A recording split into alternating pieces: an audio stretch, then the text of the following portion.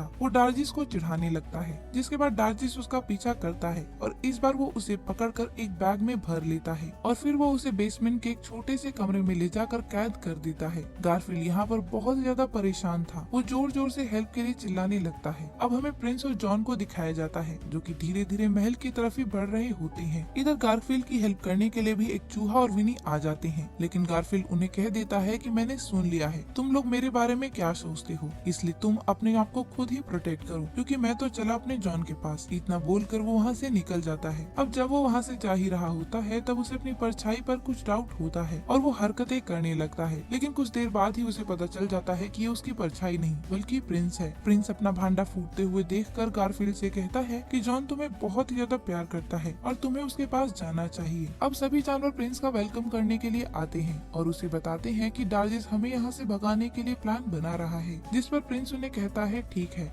आप सभी अपने बैग पैक कर लो, इससे पहले कि वो हमें भगाए हम खुद ही यहाँ से चले जाएंगे। उनकी बात गारफील्ड सुन लेता है और कहता है कि क्या तुम लोग बेवकूफ हो, डार्जिस एक बुली है और हमें उसे सबक सिखाना चाहिए न कि भागना चाहिए, क्योंकि अगर हम टीम वर्क करेंगे तो हम उसे भगा सकते हैं। गारफील्ड की ये बात सुनकर सभी जानवर उसका साथ देने के लिए रेडी हो जाते हैं। अब प्लान की शुरुआत में गारफील्ड रोमिल को भगाकर गार्डन में चला जाता है और बुलवर बैठकर उसका पीछा करता है। इधर महल के अंदर डार्जिस लॉयर के सामने दुखी होने का ड्रामा शुरू कर देता है और कहता है कि मैंने अपने प्यारे प्रिंस को बहुत ज्यादा ढूंढने की कोशिश की, लेकिन वो नहीं मिला। अभी वो उनसे बात कर ही रहा था कि तभी उसे प्रिंस की परछाई नजर आती है और वो तुरंत ही वहाँ से उठकर प्रिंस को छुपाने के लिए चला जाता है। तभी वहाँ पर इन्वेस्टर एबी भी आ जाती है, लेकिन डार्जिस इतनी जल्दी में था कि वो उसे लाइब्रेरी में ही बैठा देता है जहाँ प्रिंस पहले से ही था। अब इससे पहले कि डार्जिस कुछ कर पाता वकील सारे बाहर आ जाते हैं, जिनके पीछे प्रिंस खड़ा हुआ था। हड़बड़ी में डार्जिस उन्हें स्टडी में भेज देता है और खुद प्रिंस को पकड़ने के लिए इधर उधर भागता है, लेकिन सभी जानवर मिलकर उसे बार बार रोक देते हैं और उसको चोट पहुंचाते हैं, जिससे उसकी हालत बहुत ही ज्यादा खराब हो चुकी थी। लेकिन फिर भी वो नहीं रुकता और हथियार लेकर उनके पीछे पड़ जाता है, जहां उसकी नजर रोमिल पर पड़ती है और रोमिल उसके पैंट को देखकर उसका ही पीछा करने लगता है और थोड़ी ही देर बाद वो उसे पकड़कर काट भी लेता है। इधर स्मिदी अपनी बस का ही वेट कर रहा था